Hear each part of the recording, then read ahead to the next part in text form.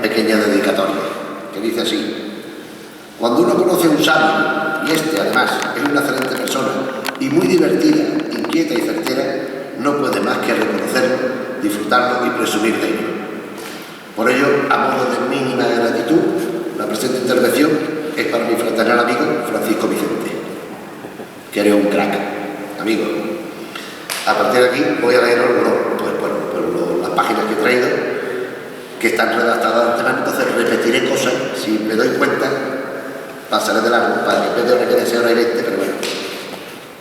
Ante todo, agradecer la invitación al seminario a participar. Soy yo el coordinador, me invito yo a mí mismo, a Mario, a Pepe, pero a participar, al Ayuntamiento de Arbolote siempre, para acogernos una vez más en nuestra casa, porque yo la considero mi segunda casa en Arbolote, y a todos vosotros que dejáis de hacer otra cosa e invertir vuestro tiempo y vuestra atención en hacernos un rato de compañía, cosa que ya merece dar las gracias. A la vez disculparme, pues tal vez esto que pretendo realizar ahora, sea conferencia, sea lección magistral o sea mera charla, pueda pareceros de propósito de obviedades, porque claro, es que se dicen cosas, pero en este caso lo siento. Por demás no tengo muy claro qué es lo que va a salir de aquí, pero tranquilo, vamos seguro. No sé a dónde, pero vamos seguro.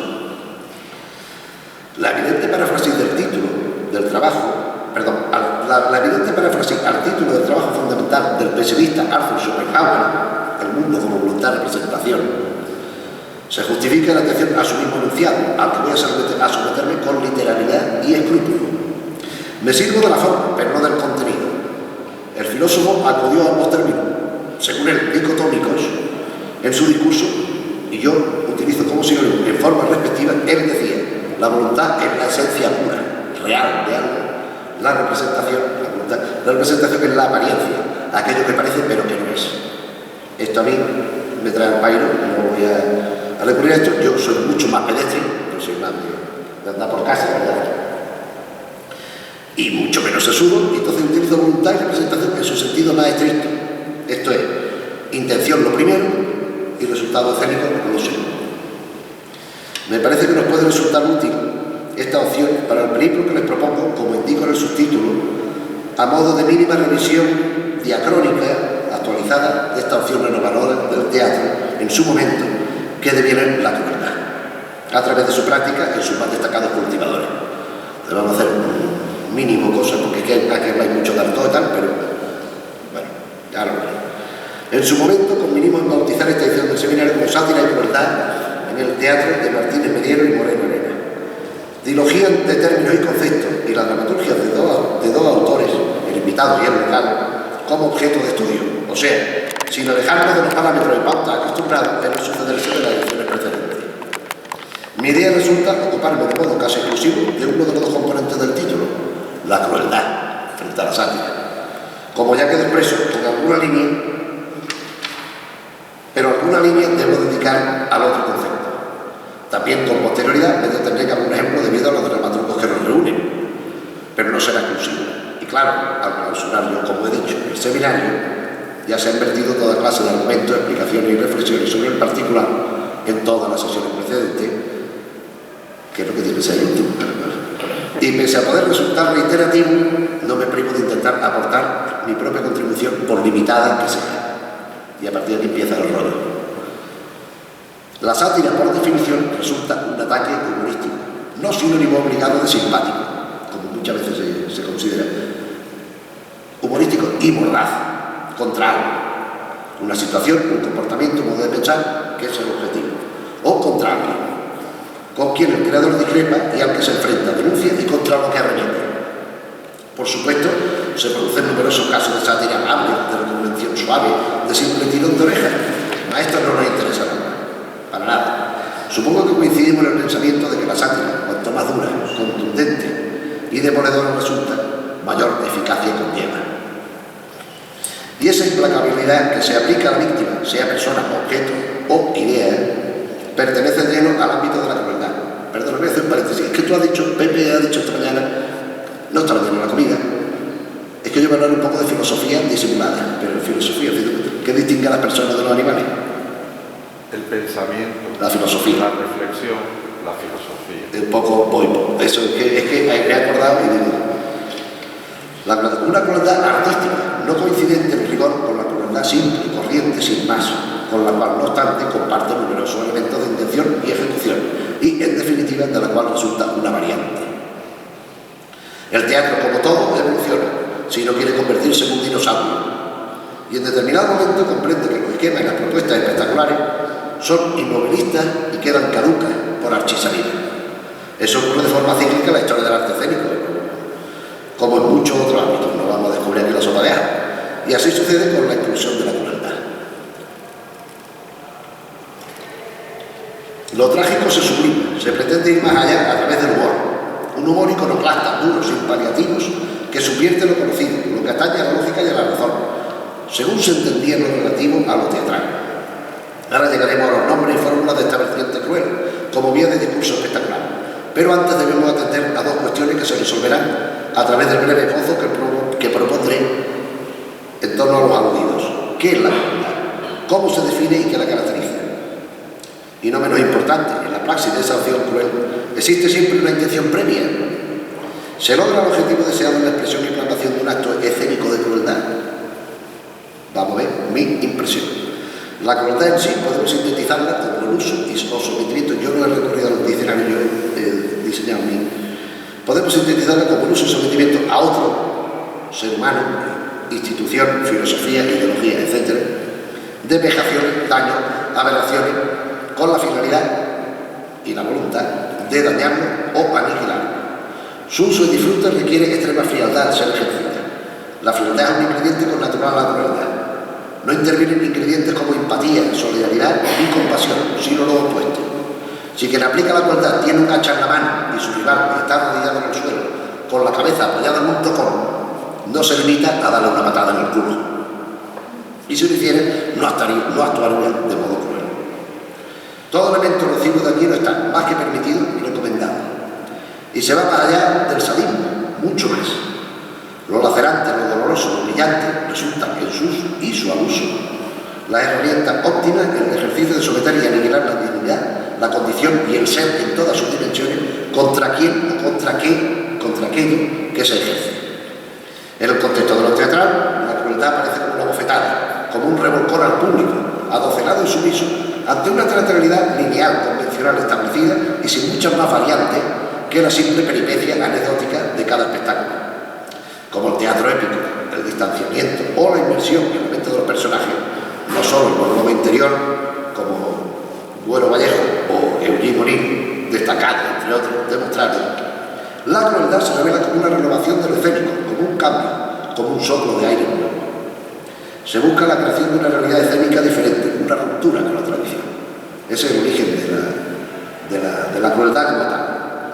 La crueldad apela a nuestros sentimientos y a nuestros... Es que aquí pega un calor. La crueldad apela... Hostia, es que miras para arriba y... La crueldad apela a nuestros sentimientos y a nuestras sensaciones por vía directa. Desde ahí, si se requiere, llegar a la reflexión.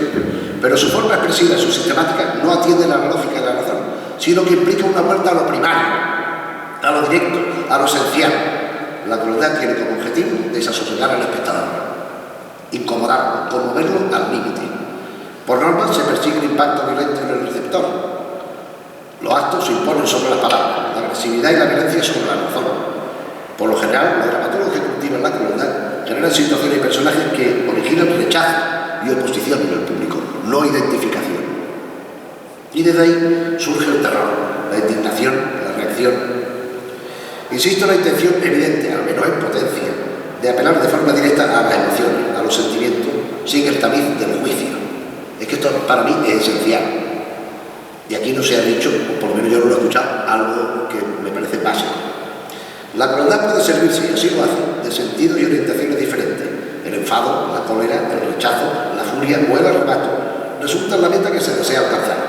Para llegar a ello, se recurre a tonos humorísticos, tanto como dramáticos o a serios de apariencia impasible. Así, lo terrible, la desazón o el cabreo en el receptor se buscan. Se propician mediante el recurso a cualquier estrategia. Todas son lícitas y justificables, excepto la indiferencia. Se impone la sacudida radical del espíritu del receptor, y para conseguirlo no se atiende a miramiento alguno. Por supuesto, la crueldad no se reviste de condición indispensable e imprescindible para construir un teatro renovador y eficaz, eso es evidente.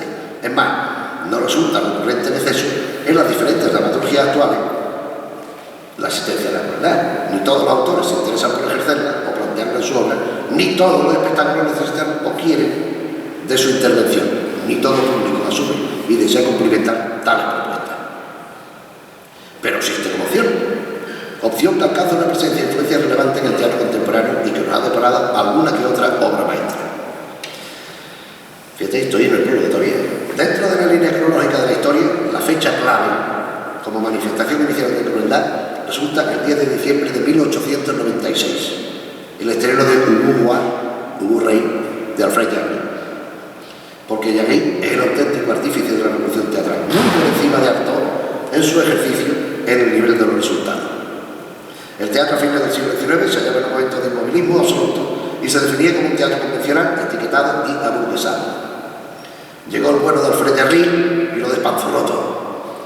Su práctica escénica cambió de forma radical la forma y el sentido de las posibilidades de lo teatral, en numerosos y diversos sentidos. Esto es algo evidente e indiscutible. Volvamos al título de esta intervención. ¿Existía la voluntad de Jarry de recurrir a la crueldad como materia de activismo vanguardista? La respuesta es un no rotundo. Por supuesto que la crueldad está, y de qué manera, pero Jarry no se plantea la necesidad específica de ella.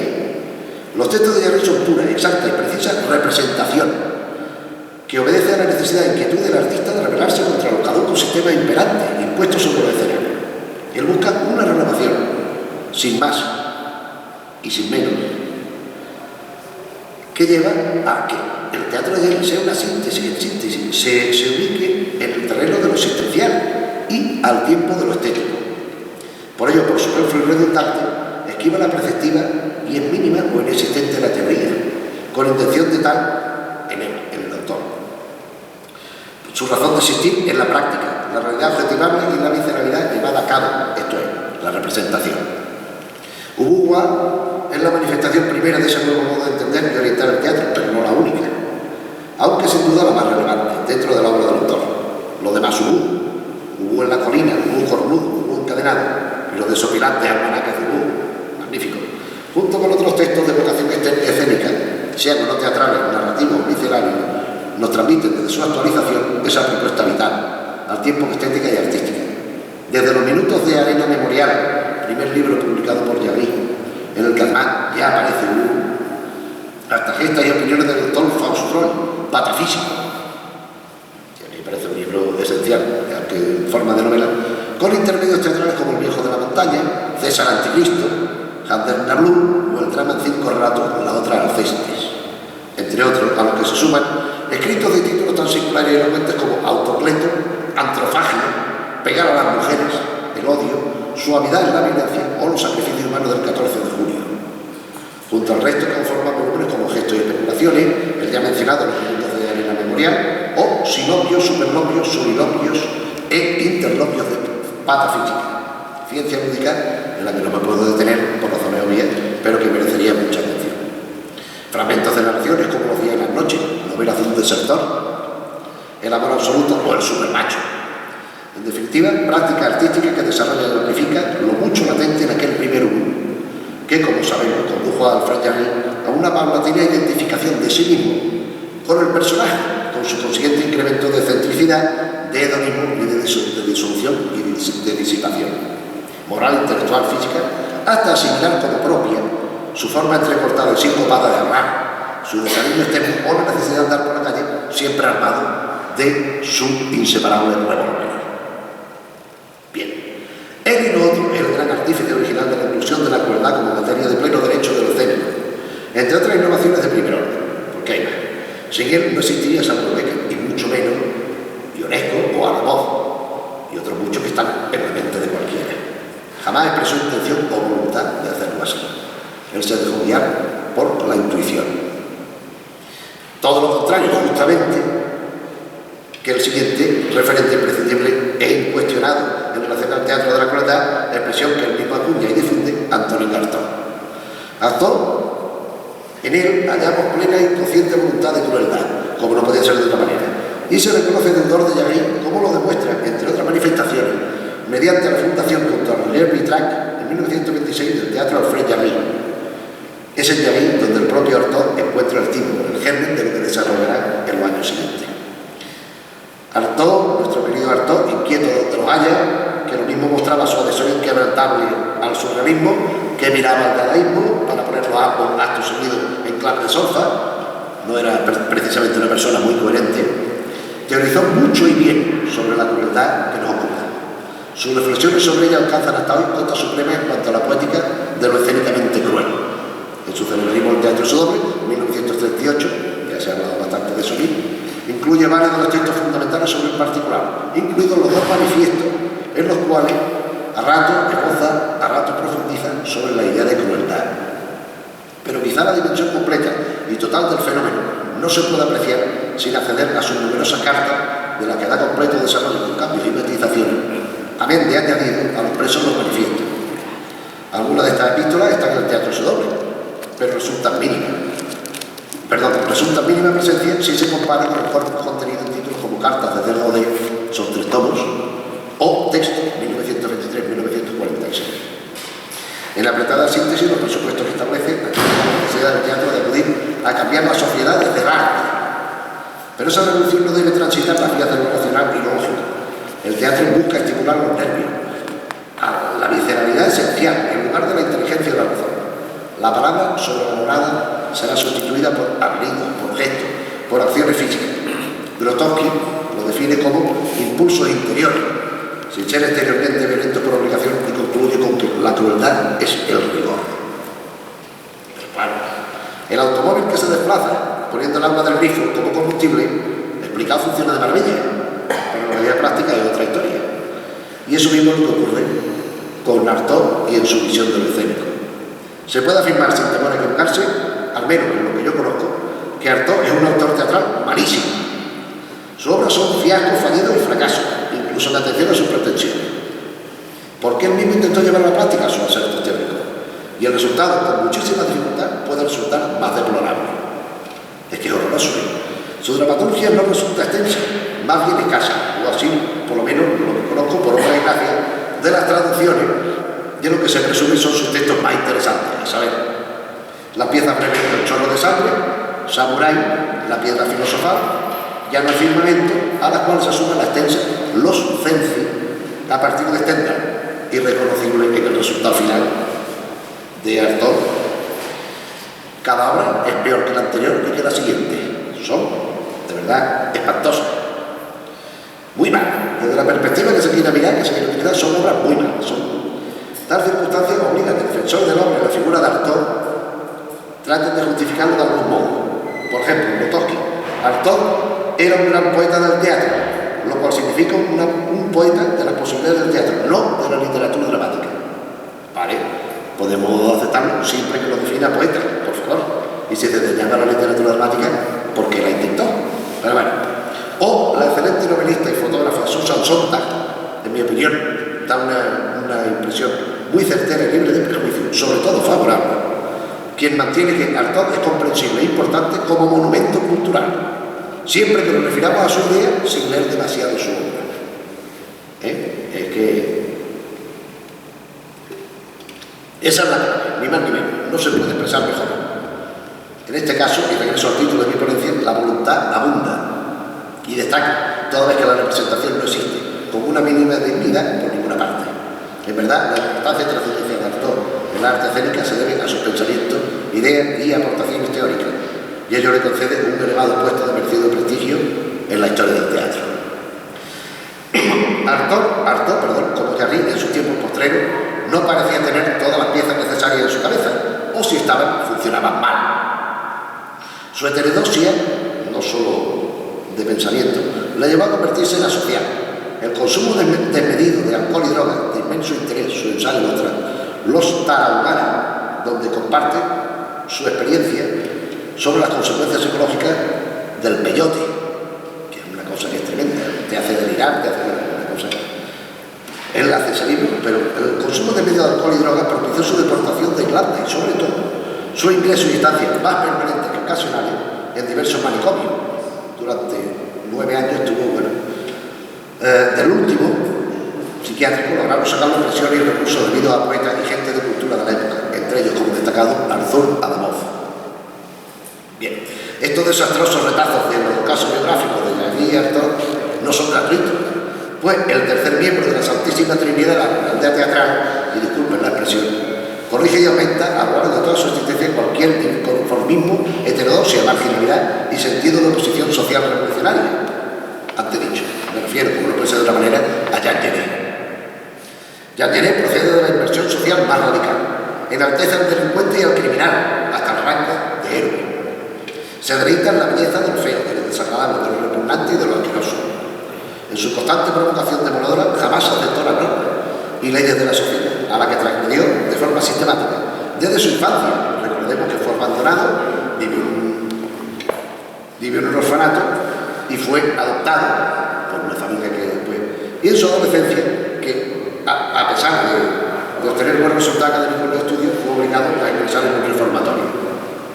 Durante toda su vida, en la cual ejerció oficios tan valorados y tan prestigiosos como el robo o la prostitución, para ambos sexos, aunque él de tendencia no era homosexual. Para muchos, y más en su época, era la encarnación de todo aquello que envilece al ser humano. No comentó tamaño de aberración porque no creo que lo merezca. Entre paréntesis, esa coincidencia entre ellos no implica, como es natural, que toda aquella persona que se ocupe de la crueldad teatral tenga que ser perversa o demente, algo que por suerte, sobre todo para ellos, demuestran Martínez Mediero y Moreno Alegre, entre otros. También los tres antes dichos proceden de y pertenecen al contexto cultural francés, y no todos aquellos que abordan o han abordado esta acción dramática son franceses. Pero no deja de resultar elocuente la marginada e intolerancia socioinstitucional que padecieron. Jean Genet a una teoría y práctica como ningún otro. Se puede coincidir y discrepar de sus propuestas, pero están y son. A efectos de funcionalidad en nuestro discurso, personifica a la perfección la unión voluntad-representación. Su teatro se verifica como muy consciente de su objetivo. Sus textos integran con diversidad de presencia e intensidad elementos de crueldad, como se observan la criada, el balcón, severa vigilancia o los negros. Obra siempre combativa, subversiva, transgresora, pero por encima de ella destaca los guiones. Me está poniendo nervioso, ¿no? Obra cumbre en el sentido que nos ocupa, en la cual las diferentes acciones independientes y complementarias al mismo tiempo se simultanean. Los biomos ejemplifican a la perfección qué y cómo debe ser un espectáculo integrado en la estética y en la ética de la crueldad. Eso en cuanto a la práctica, a lo cual cabe añadir sus contribuciones teóricas. El volumen de su ensayo, El objeto invisible, incluye dos apartados básicos para comprender su obra.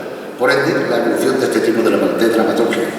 Carta a Roger Blin era un actor y director que dirigió, entre otros, pues, a Beckett, a Van Inclán, a Adamov, a Max Frisch, a Strindberg, a Cervantes, a Artaud y, por supuesto, al propio Genet. Y en estas cartas comprobamos de primera mano la directriz en favor de la crueldad y su tratamiento que Jean Genet considera que debe aplicarse. Y no menos importante, otra sección del libro titulada La extraña palabra, donde se ocupa del tiempo, de su concepto y idea. Entre los condicionantes externos del teatro figura el tiempo en tanto apreciación histórica y teológica en un espectro de tradición cristiana. Bueno, esto le voy a saltar un trocito. Él considera que el teatro debe centrarse en sí mismo, buscar gramáticas de lengua y de acción. El teatro debe representarse en los cementerios, que él denomina cementerio vivo, y no muchas funciones, sino una única representación que siempre la turbación en el espectador. Bien, de varios aparte, resultaría interesante abundar en ello, analizar sus planteamientos, ver qué tienen de real y qué de artificio, pero paso de lo que hay, no vamos a seguir por aquí. El teatro de la crueldad, ¿cómo se recibe en España? ¿Cómo afecta al panorama escénico? Con mucho retraso, en los años 60 y 70 del siglo XX, en el momento histórico y cultural sometido a una dictadura. En principio acordamos que no tuvo una respuesta práctica masiva, si bien los hallazgos y aciertos teóricos fueron aceptados, aprobados y elogiados por la inmensa mayoría de creadores y profesionales escénicos. Había hablado de primer acto, hay más cosas. Pero no lo aplicaron en demasía. A esa época y posteriores pertenecen algunas piezas dramáticas notables, debido a dramaturgos reconocidos y contrastados, en especial integrantes de los más extremos de lo que se denominó el nuevo teatro español, en su posición estética y forma y contenido realista, aunque no siempre estrenada o difundida en el momento de su redacción. que se centran en la crueldad o cuando menos representan un importante contenido en ese relato. Entre esos autores que han atendido esta alternativa espectacular podemos citar a Fernando Arrabal, Fernando Luis, como más relevante, Miguel Romero Otero, bastante constante, pero quizás con piezas como Pontifical, a mí me parece la más representativa en este sentido, Luis Riaza, Danzón de Perlas, o Revolución de Trapo, Francisco Nieva, parte del Teatro Furioso, o del Teatro de la Farsa de la Navidad, y otros muchos que, bueno, que podríamos decir, estarnos aquí mencionando, que no tiene ningún sentido. Por encima de ello, mencionado o no, una obra breve se constituye, en mi opinión, en la pieza más certera y lograda de la crueldad, en el paradigma de la concreción práctica de todo lo hasta aquí expuesto. Me refiero, como no puede ser de otra manera, a El convidado de Manolo Martínez Mediero. Corre el año 1971 cuando ve la luz un volumen antológico de la colección de Cenecer, titulado Teatro Difícil, y que contiene esta obra maestra.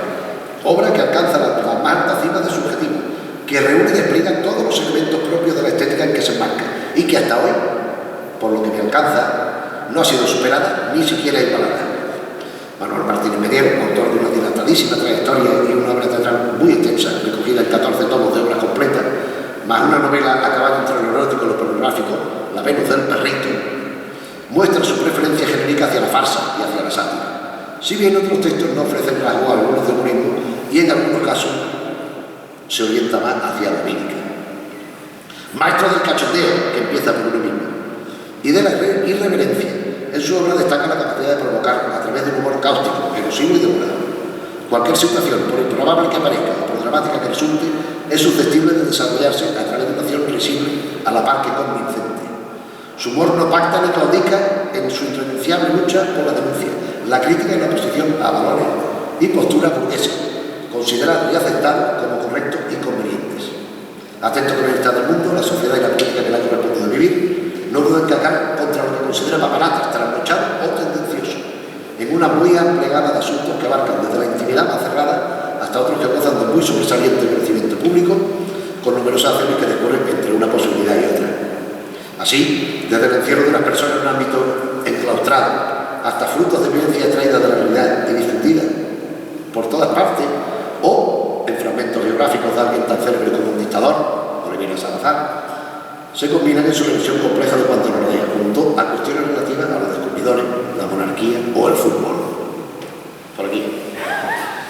Entre las temáticas que aborda destacan el sexo, con frecuencia aberrante y perverso, la manipulación, la pública y social y la privada y particular, la hipocresía, la demagogia y el codicioso transfugismo político y económico, el mantenimiento de una moral obsoleta, intolerante y de conveniencia, la pereza coño, es que oigo voces, a lo mejor soy yo el electo. La pereza mental, la pasividad y la ausencia de compromiso del hombre para con el hombre, la beligerancia y la guerra, los totalitarismos y una etcétera que dejo de enumerar. Su teatro ofrece algunas de las piezas, vamos, yo te voy a hablar también de Pepe, o paso, o es que ahora lo que hago es mencionar alguna obra tuya y comento alguna cosita del convidado y después me ocupo de la obra de Pepe. Tú me dices, su teatro ofrece algunas de las piezas consideradas de forma unánime como destacan. Voy a meter la quinta. Es que yo tengo un coche inglés, entonces meto la marcha. Dentro del español actual, por su representatividad, citemos a modo de recuerdo, como simple muestra, La hermana del Falomín, su secuela, la hermana del Falomín, Cabalgan de nuevo, La planchadora, El del Furioso, Tierra a la vista, Juana de la Hermoso, Las vacaciones de Miguel Salazar o Heroica del Domingo. Su talento como fabulador escénico, su capacidad de crear risa, casi nunca agradable y positiva, y su sabiduría de lo teatral hacen de Mediero uno de los dramaturgos más interesantes y imprescindibles de la época actual, desde la segunda mitad del siglo XX hasta hoy. Periodo que con toda seguridad trascenderá y superará de largo. Sus diferentes textos discurren por diferentes estéticas y alternativas formales, siempre con la atención y la intención referida. En su dramaturgia encontramos piezas de cierto lirismo, no muchas, comedia desenfrenada, farsa grotesca, es una sátira, y como he sabido, algunos textos que se integran de pleno y con pleno derecho, y por mérito propio, entre las mejores aplicaciones prácticas del teatro de la crueldad. Entre ellas, en mi opinión, La novia, El último gallinero y, por supuesto, El convidado. Bueno, aquí hablaba del convidado. Lo voy a obviar porque ahora se ha visto. Este sintético y condensado tratado sobre la maldad humana, una de las obras más representadas de Mediero, ejemplifica a la perfección lo propuesto en la estética de la crueldad, no cabe duda. Pero ¿hubo esa intención de Mediero en redactarla? ¿Su voluntad fue atender a esos presupuestos teóricos que definen dicha corriente artística? Considero que la respuesta es negativa.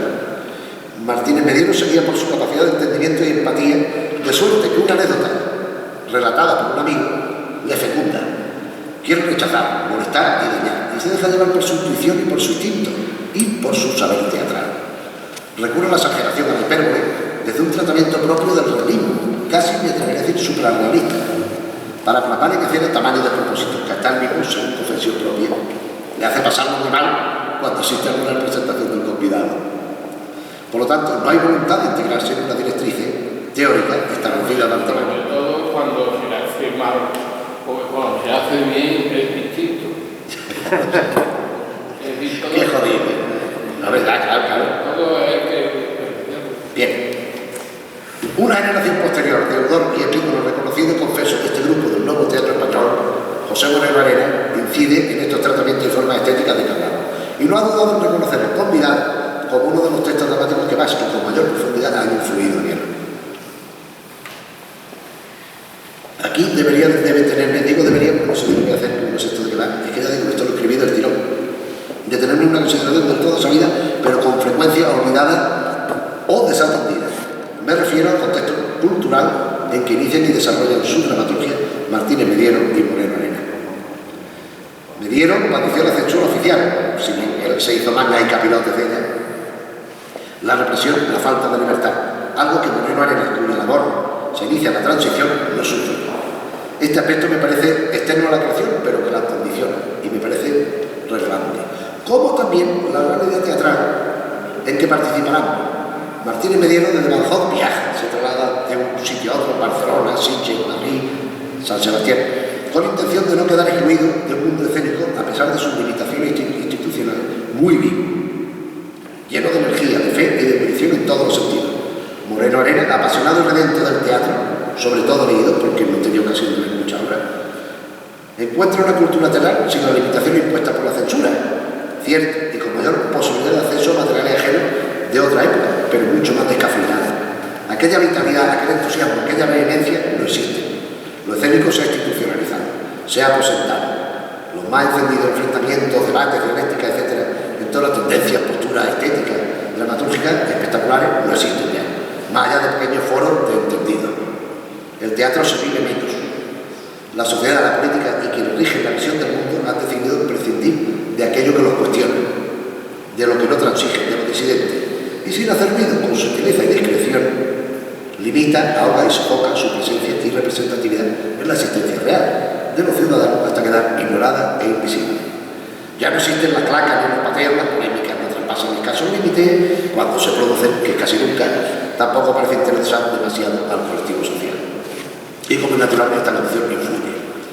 Con todo, en el conjunto de la época que le ha correspondido transitar en relación a la crueldad que motiva estas palabras ya demasiado tensas, no sé por qué me creí que iba a tardar menos.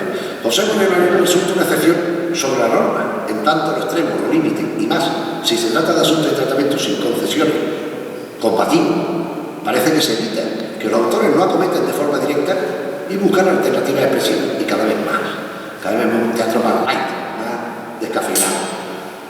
Moreno Arena no actúa así, y en ese sentido podríamos añadir también el nombre de Francisco Morales Loma, su teatro Aníbal, por ejemplo, muy deudor del Moreno Arena, incluso más bien al contrario. Declaración de intenciones y principios del dramaturgo de Alcolote resultan los títulos de sus recuperaciones, ya hemos comentado aquí, escena antropofágica, teatro difícil de digerir, hasta llegar a una denominación colectiva genérica bajo el elocuente epígrafe teatro indigesto, en el que reunir grueso de su dramaturgia sin desestimar ni olvidar con otras líneas de todo diferentes en forma y contenido, iniciadas por ejemplo con el inframundo y con Federico Carmelo. ¿Qué pasa? Yo tengo más rato, porque no es la ponencia de la misma, yo soy de clausura, Media hora. Yo te lo tengo que decir. Media hora, no 3 cuartos. ¿Cuánto lleva, tío? Pues 3 cuartos de hora lleva. Entonces, lo leí, mira, lo dejo aquí, lo leí en el libro, porque no, que estamos cansados. Disculpad el rollo y vamos a clausurar siento, querido.